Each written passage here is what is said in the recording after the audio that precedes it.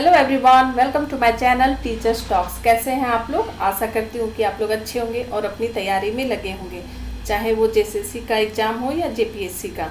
और ये सहायक आचार्य नियुक्ति जो 53,604 आवेदन रद्द किए गए थे, उसकी ऑथेंटिक न्यूज़ मैंने कल शाम को ही आप लोग को बता दी थी और आप लोग को दे दी थी।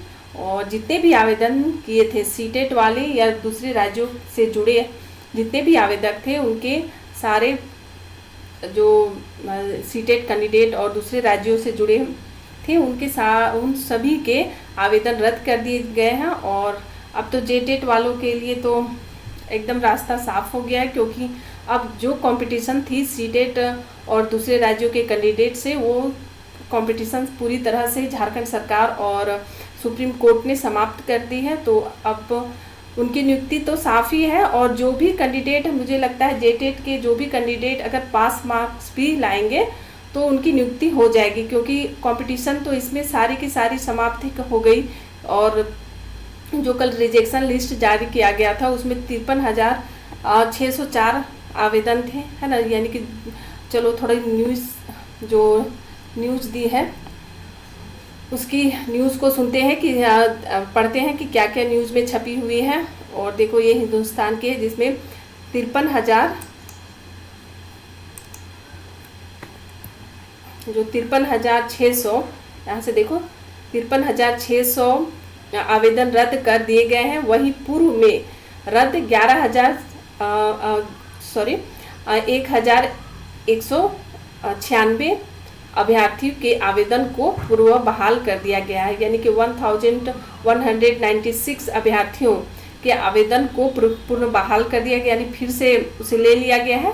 और जेएसएससी ने सुप्रीम कोर्ट के निर्देश के बाद मंगलवार को अधिसूचना जारी की, है ना। ये मंगलवार को यह अधिसूचना जारी की थी, क्योंकि सुप्रीम कोर्ट ने ये जो जेएसएससी है और साथ ही साथ जो झारखंड सरकार से फटकार लगाई थी कि यहाँ पर टीचरों की काफ़ी कमी है झारखंड में, क्योंकि 2016 के बाद 1 to 5 या 6 to 8 के लिए कोई भी टीचर की नियुक्ति नहीं हुई है, जो काफ़ी निंदनीय है। और झारखंड में शिक्षा व्यवस्था दिन ब दिन गिरती जा रही है, इसीलिए बहुत से सरकारी स्कूलों को बंद करना पड़ा। और उसी का नतीजा ये हुआ कि अब जो टीजीटी की जो वैकेंसी आती थी, वो टीजीटी को अब उसके नाम बदल कर दूसरे नाम रख दिए गए हैं। तो ये क्या है, ये और बोला गया है कि अब वहाँ पर जो पहले और उनकी संख्या भी कम कर दी गई है।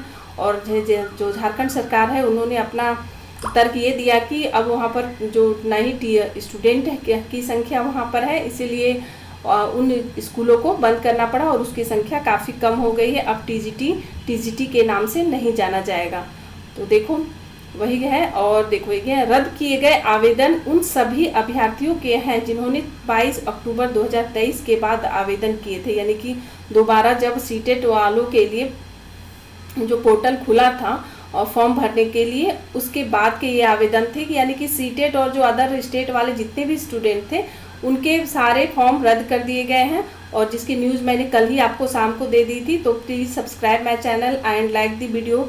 इस तरह के इंफॉर्मेशन पाने के लिए, चाहे वो जेटेट के हों या सीटेट के हों, साथ ही साथ कोई भी टीचर्स एग्ज़ाम या तो सेंट्रल लेवल के हों या तो झारखंड के हो, उन सभी की न्यूज़ के लिए आप इस चैनल को सब्सक्राइब करें और लाइक करें और शेयर भी करें, ताकि मैं मोटिवेट हो सकूं। और साइकोलॉजी, आप टीचर हैं तो साइकोलॉजी में मोटिवेशन का मतलब तो आप समझते ही होंगे कि मोटिवेशन हर स्टूडेंट, हर टीचर, हर व्यक्ति को मोटिवेशन चाहिए, ताकि तभी वो आगे बढ़ सकता है। तो प्लीज़ सब्सक्राइब माई चैनल।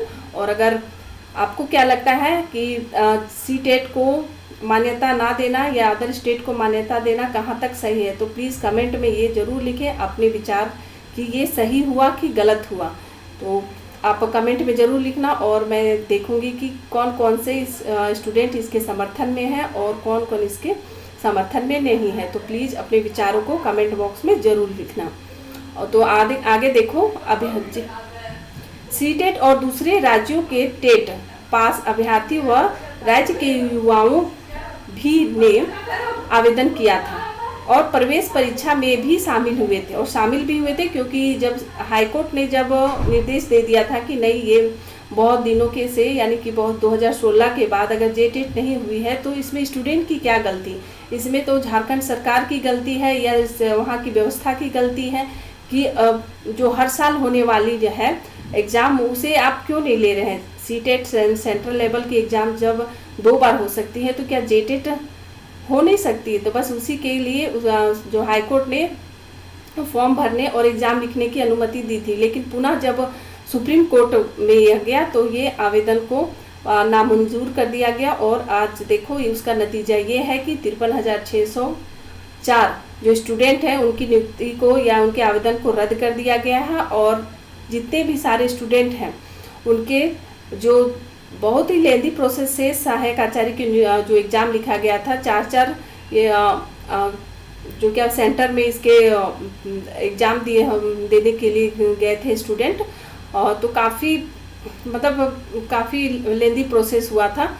लेकिन और अंत क्या हुआ? तो अंत इसका खराब ही हुआ, क्योंकि जो सीटेट स्टूडेंट को और अदर स्टेट वाले स्टूडेंट को निकाल दिया गया है। अदर स्टेट जो पास कर किए थे, जैसे कि कोई बिहार का स्टूडेंट है वो वहाँ का टेट पास किया है या यूपी का है, तो यानी कि जितने भी नेबर जो स्टेट थे उन लोगों के आवेदन को भी रद्द कर दिया गया है।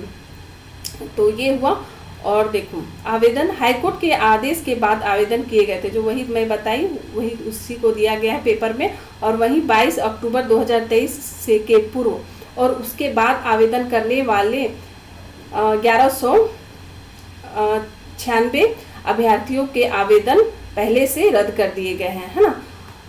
और पहले से रद्द कर दिए गए थे, उन्हें पुनः बहाल कर दिया गया है। और 2 बार आवेदन करने के कारण की वजह से इनका आवेदन रद्द किया गया था। इनका आवेदन इसलिए रद्द किया गया था क्योंकि इन्होंने जब पहली बार जो पोर्टल जब खुली थी फॉर्म, तो उसमें भी फॉर्म भरे थे और बाद में भी इन लोगों ने फॉर्म फिलअप कर दिया था, तो ये कारण थी। तो चलो, और अब जेटेट और सीटेट, जेटेट तो पूरी तरह से बाहर हो गई है, तो जेटेट के लिए तो ये खुशखबरी है और पूरा रास्ता साफ हो गया है। जो भी कैंडिडेट पास मार्क्स भी लाएंगे उनका नियुक्ति होनी तय है, क्योंकि कंपटीशन अब पूरी तरह से ख़त्म हो गई है और यही होना था। तो शायद जो हाईकोर्ट है उन्हें तो सीटेट को अनुमति नहीं देनी चाहिए, या कौन जानता है क्या हो सकता था। इसीलिए एफर्ट तो सही था कि 2016 सीटेट वालों की, क्योंकि 2016 के बाद कोई भी